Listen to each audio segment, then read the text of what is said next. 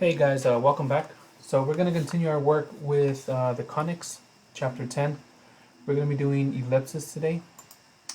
So real quick, about the ellipses, we're mainly going to focus on the equations and the standard form and how to graph an ellipse. And then we'll quickly talk about the eccentricity.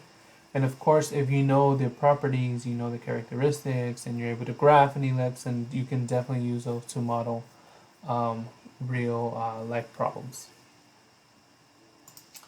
So we'll begin with the construction of an ellipse. So an ellipse is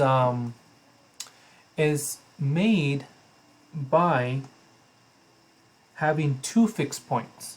All right. If you remember, the parabola had one fixed point and a line, and you had to find all the ones that were equal distance, and one of them was perpendicular to that line. And if you just the accumulation of all those points would form what we call the parabola, which is the graph of the quadratic function. So here you have a fixed point, which is the focus, right? You have focus, and you have another focus. Together we call those the foci, right? That's plural for focus. So here, imagine you have two fixed points, right? You have two thumbtacks, and then those thumbtacks, what you do is you go ahead and you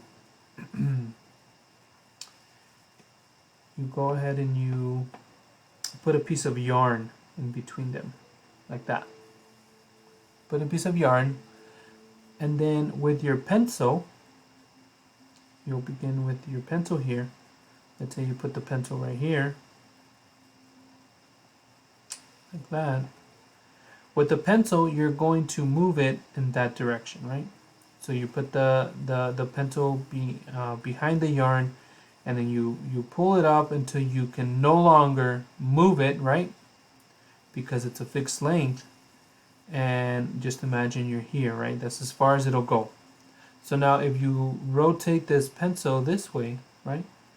Then this piece of yarn is not going to be changing, right? It's still the same piece. So as you move this way, you'll be creating this ellipse, right? You accumulate all these, accumulation of these points will create the graph of an ellipse, right? But notice how this length right here is going to be the same no matter where on the ellipse you are, on the boundary. No matter where you are, this length right here is always constant. All right, so that's just a good observation. So this is how you were to construct an ellipse. All right, you have two fixed points. You have this fixed length between the foci, right? And then you extend it with your pencil until you can no longer, and then you go around. So that is how you draw an ellipse.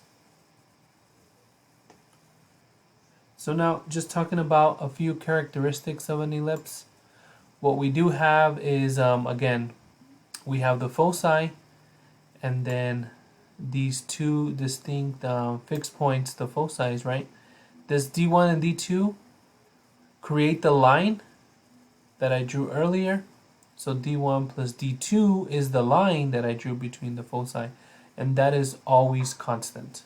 All right, that's always constant. And then just a couple more things about an ellipse is you have a center. All right, if you remember on the parabola, you had what we called a vertex, right? That was the lowest or the highest point. Now here we do have vertices, right? We have 4 of them, but the main one that we're gonna be using is gonna be the center. All right. So we have the center of the ellipse right here. Excuse me. We have the center of the ellipse, and then an ellipse can either be like this or like this, right? So it can open on the y-axis, or be stretched along the y-axis, or be stretched across the x-axis, right? This is going to be the y-axis one and the x-axis. Well, wherever it is stretching out more, okay, that is going to be what we call the major axis. All right, so it just depends. In this case right here, this is the major axis, and then over here, this is the major axis, right? So then the other one, right? Let me change colors. The blue one, the other one will be the minor axis, right? So the other one will be the minor axis. And then at the endpoints of these major and minor are what we call the vertices. All right, so that's where you have a vertex, which would be like the they lie on the major and minor axis, and that's like the outermost point of those axes that is on the ellipse. So just a couple characteristics here of ellipses. So here are the equations for the standard form. If you want to go ahead and pause it to write them down. So just a couple of observations here, and they are the following. As you write out this equation in standard form, okay, you're going to have the h associated with the x as it always has been, the k associated with the y as it always is, h comma k, right? But now that is going to be the center of your ellipse. So h comma k would be the center, all right? And then the length of your minor and major axes, it's going to depend on which one you're talking about. The major axes will always be 2a, and then the minor axis, the length of it will always be 2b. All right, and of course over here a is greater than b because of the major and the minor. All right. Another thing is that I want you to write down is, how do you know if it opens on the x-axis more or on the y-axis more? In other words, how do you know if it's going to be opening up and down or if it's going to be opening more left and right? Well, you're going to have to look for the larger number, as it's stated here, right? A is greater than b. You're going to have to look for the larger number in the denominator, all right? So look at this. The major axis is horizontal. If you think about horizontal, that is the x-axis, right? Horizontal. So if you look at this, a squared, right, is under the x. So that means it's going to open more on the x-axis like that. So if we look at the other one, the major axis is vertical. Well, that means that the major axis is vertical like this. So that means that the ellipse is going to look more like this. And that also means that the A is under the Y. Right? That means it's going to open more on the y-axis. So that's just a quick observation there. You're going to have numbers under as denominators. Okay, you're going to have numbers. So whichever of those numbers is bigger, that's going to be your A. And wherever A is, if it's under the X, it's going to open horizontally. But if the A is under the Y, then it's going to open more vertically. All right, so that's just a good observation, a good little side note that you can do. And then the other thing is you have to find the foci. Okay. So how do you find the foci? Well, you need to calculate the C value. The C value is the distance from the center to the focus. Either one of them. Remember, it's the same. So that formula is c squared equals a squared minus b squared. That's another formula you need in order for you to find the focus. All right. And one last thing is the center is the midpoint between the foci. All right. So between the foci, you have a midpoint, and that will always be the center. So this is some good information, because you can have the graph of an ellipse, and by identifying the center, right, or identifying the foci, you can find the coordinates of the center. And if you can find the coordinates of the center given the coordinates of the focus of either one, then you can find the C value, and then you can just go backwards and come up with the equation of an ellipse.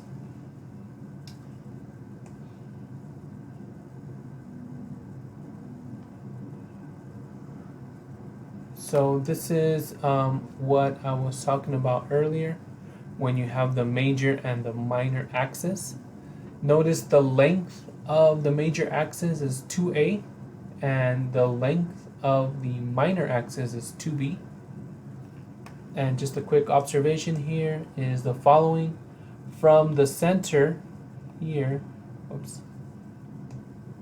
from the center, sorry about that, from the center to this vertex right here, okay, that is worth a. It's a units away.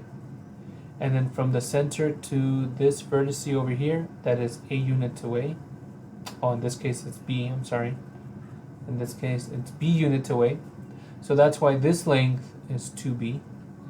And on the major axis, to get to the vertex, you start at the center and you go a units that way, and you go a units this way. So now you have the vertices of the major axis, which is 2a. All right, and now if it's flipped vertically, then you have the same characteristics, except now it's 2a this way and 2b that way. And then the very last thing is the eccentricity, which measures the ovalness of your ellipse. All right, so E is for the eccentricity, and it is a ratio by taking the C value and dividing it by A. All right, so this C divided by A cannot be more than 1. So the eccentricity is between 0 and 1. So what does that mean?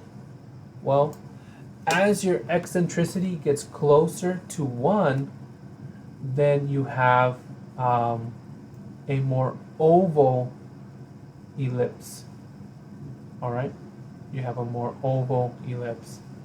But as A gets larger than C, then we have a smaller ratio, which means it's starting to look more like a circle.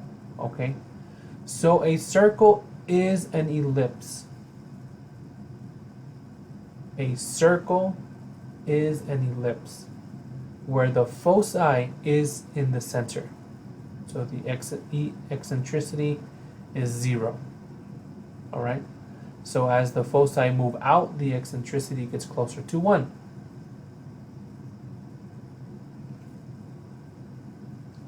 So I hope you better understand what an ellipse is.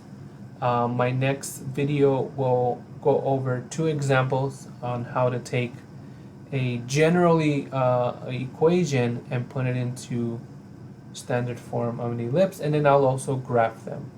All right.